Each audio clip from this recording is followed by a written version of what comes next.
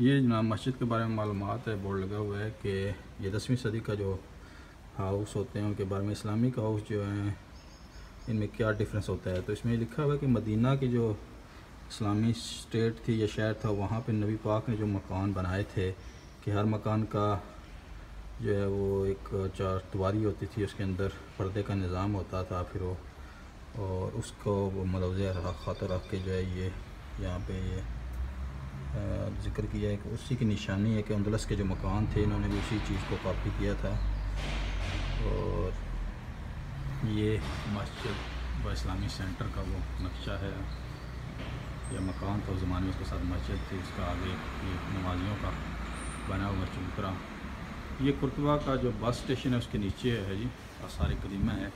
मस्जिद कुर्तबा तो अपनी असली हालत में कायम व दायम है, लेकिन कई मसाजिद और इस्लामिक इमारतें उस ज़माने के जो थे वो ज़ाहिर मादूम हो गए, वक़्त के साथ साथ सदियाँ गुजर जाती हैं तो कई चीज़ें तबाह हो गई हैं। ये कुछ आसार कदीमा के तौर पर कुछ खंडरात जो हैं किसी किसी जगह पे उनका ज़िक्र मिलता है और